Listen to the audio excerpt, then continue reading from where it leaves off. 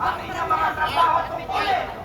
At gayon din kami, bilang mamamayang Pilipino, ay ginagampanan din po namin ang pagsunod sa konstitusyon at ganoon na din ang pagpuprotekta sa karapatan ng mga Pilipino dahil ang aming buwis na aming pinagpapagura pare-pareho ay ninanakaw ng mga demonyo nandiyan sa Malacanang! Kaya pakinggan ninyo, galit na galit ang sigaw ng sabayan ng Pilipino sa presidenteng ito! Ano ang sigaw ng taong bayan?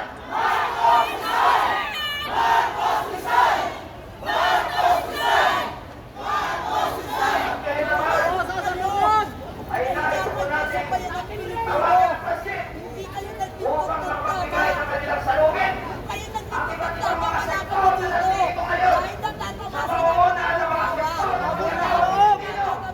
Ganun na rin sa mga sektor ng senior citizen, kabataan, urban poor sector, at iba't iba pang mga kasama natin na mayabang na senales ay parating bakit ang nagkakaisang damdamin ng galit ng taong bayan na hindi na tayo mamaya na tayo tumutulad ng ating ang pagnanakaw ng presidente. Nandito rin po ang mga kapatid nating Muslim nakikisa, sumusuporta sa mapayapang pagtitipong ito.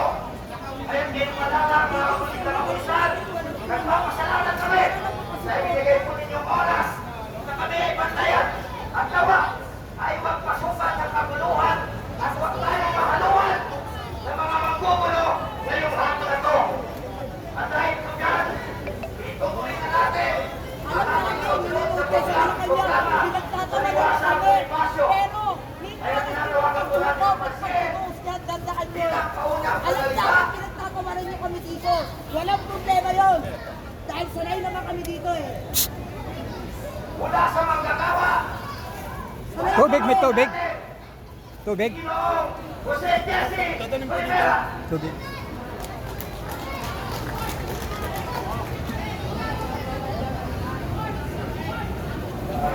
Para sa lahat, maraming salamat sa mga manggagawa na nandito ngayon. Anong sabi niyo? Maraming salamat sa mga manggagawa na video na Pero nang dito taong sa tayo niyo, pag kinuha sa inyo, kumain yung dapat ibalik mo. samahan nila. Yan yung para sa mga sakit, lalo na sa Ating mga mga cancer. kapulisan, marami rin salamat sa inyong lahat sa pagpatupad ng kaayusan sa rally ngayong araw nito kung saan ito ay arawan sa ating mag-ibig na mag-asawa ni si Andres Bonifacio. Kaya kalungkot isipin Bagoong. sa ating gobyerno ngayon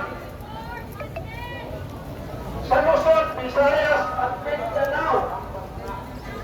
Laganap ngayon, hindi lang sa pagnanakaw, kumitit tulisan pa.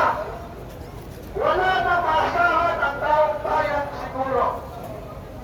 Kasi, mga driver at konduktor, araw-araw na biktima sa kalsada. Bilang transport chairman ng driver sa konduktor, Ginastusan. araw-araw nakita ko kaparastugan sa Pero lahat yung mga may baka wala, ng kaya daanan sa kalsada Luzon, Visayas, Mindanao. Dahil ang Pintrampo ang pinakamadayo ng biyahe sa lahat ng transportation. Kaya kalungkot isipin, na pati ang management na ito, pinasukan na rin ng demonyo. Tayo, manggagawa, tayo dapat sana kayo wala akong mga ang respeto para hindi nyo maramdaman yung itong nararamdaman mga namin. hayop na itong mga politiko. Bakit ganyo? Kahit itong mga pulis, manggagawa dito, lahat tayo na hindi may-ari ng kumpanya, manggagawa tayong lahat. Kahit abogado kaya manggagawa niya dahil yan ang servisyo doon sa manggagawa.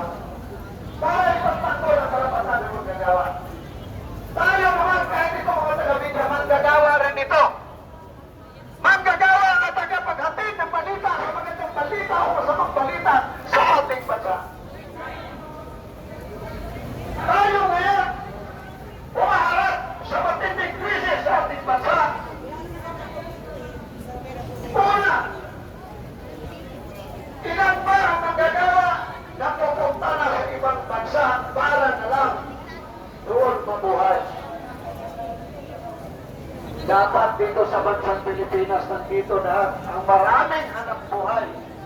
Pero ninanakaw, tinutulis nitong ating mga politiko, mga inayupak na ito. Puntahan ninyo ang probinsya ninyo. Hindi lang pera natin ang ninanakaw. Pati ang kayamanan ng ating mga kalupaan, ninanakaw na rin. Magtatayo kunyari ng building, pero pag makuha na ang mineral doon, nawawala na. Sino nakikinabang? Ang politiko at tayuhan. Hindi tayo mga mahihirap. Bakit ba tayo naghihirap? Ilan ang mining sa buong bansa natin? Alam niyo ba kung magkano ang porsyento sa gobyerno sa bawat mining sa bansa natin? Na naubos lang inanakaw nito mga putang ina mga politiko na ito. Tapos ngayon maghuhugas kamay na kala mo si Poncio Pilato. Ang gagaling magsalita. Ang gagaling magpapublish doon sa media. Ang gagaling magsalita ng mga vlogger na ito daw, mabuting tao.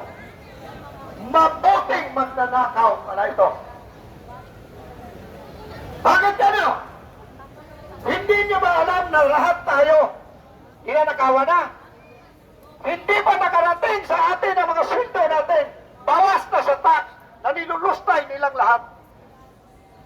Pero hanggang ngayon sa katagalan ng investigasyon sa Senado, sa Kongreso, ang mga maliliit pa lang, sap-sap pa lang ang nakukulong. Yung mga